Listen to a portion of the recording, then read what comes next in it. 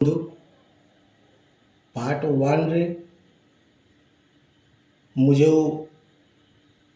Acid slurry को neutralise करिकी रखी थी जार पीएच 7 रे मु एंड करथिली। आज आमे देखिबा जदि से प्रोडक्ट को लेकिन आम हैंड वाश बनाऊे, डिश वाश बनाऊे, लिक्विड डिटर्जेंट बनाऊे किंबा car wash, bike wash, shampoo बनाऊे, तो प्रोडक्ट को जदि आम मार्केट चाहिदा अनुसार टिके सस्ता करने को चाहिए से आम केमिति सस्ता करवा। जो बेस बनई मु आमर एसिड स्लरी आउ कॉस्टिक सोडा को न्यूट्रलाइजेशन करी से बेस को आम आउ टिके वाटर डाइलेशन कला परे आम ताकू सस्ता करि आउ जो वाटर डाइलेशन आम करवा, जो वाटर को आम डाइल्यूट करवा, वाटर मुख्यतः नॉर्मली केवल पानी द्वारा डाइल्यूशन करा जाए ना, टिके ताको थिक करिया पई, बहलिया करिया पई सेथिरे किछि परिमाणर लूण ऐड करा जाए। ऑलरेडी मु आपनको सामने रे 500 ml पानी नहीं, जो 5 ग्राम गोटा लूण जोटा आपण डाली नमक कहते गोटा लूण, से लूण मु ऐड करी आपको मिक्स करी 500 ml वाटर मु ऑलरेडी रखी। जो वाटर रे मु 2 घंटा पूर्वर लूण ऐड करी ताको डिजल्व कर देछि। से ही पानी को आम एथिरे मिसेबा जहाँ फल मोर जो acid slurry caustic soda neutralisation मु जो करी ये जो बकेट अच्छी ये अप्रोक्सीमेटली 2.5 लीटर अच्छी 2.5 लीटर ताकू मु बर्तमान 500 ml पानी ऐड करी 3 लीटर करिया को जाउछि, जहाँ फल मते प्रोडक्ट के सस्ता आसीबो। तो जो पानी यूज करुच्ची मुख्यतः से पानी रे मु 5 ग्राम गोटा लूण जोटा आमर डाली नमक कहते ऑलरेडी ऐड करी मु रखी से पानी को मु बर्तमान एथिरे dilution करुच्ची।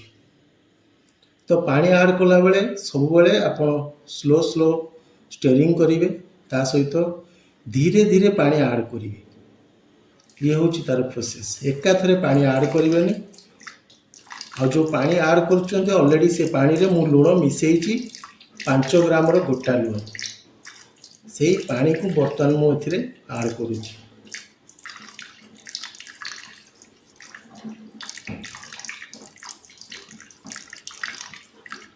Two 2.5 ml acid slurry जो न्यूट्रलाइजेशन करी कॉस्टिक सोडा सहित से 500 ml पानी ऐड करी प्रोडक्टर बेस को मुझे सस्ता करने को चाहूँगी। जो प्रोडक्ट को लेकर हैंड वाश बने हो, डिश वाश बने हो, आपणकर कार शैम्पू, बाइक शैम्पू बने हो, लिक्विड डिटर्जेंट बने हो। मु तो आपन को पार्ट 1 रे कही प्रोडक्ट रे मु ऑलरेडी डिश वाश लिक्विड बनैबी आउ जार बर्तमान मु प्रथम पार्ट ऑलरेडी करी। प्रथम पार्ट लिंक भी मु डिस्क्रिप्शन में देदेवी, आपन चाहिए देखिपारे। बर्तमान एटा मु सेकेंड पार्ट करुच्ची प्रोडक्ट को सस्ता करने कंसल्टेंट जोटा आमर बेस बनई एसिड स्लरी से मु 500 ml वाटर डाइल्यूट करुच्ची। जो वाटर ऑलरेडी 5 ग्राम गोटा लूण से मिसीची, से पानी की मु डाइल्यूट करुच्ची। आपन देखिपारे पानी मु धीरे धीरे ऐड करुच्ची, ता सहित कन्स्टांट स्टीयरिंग करुच्ची।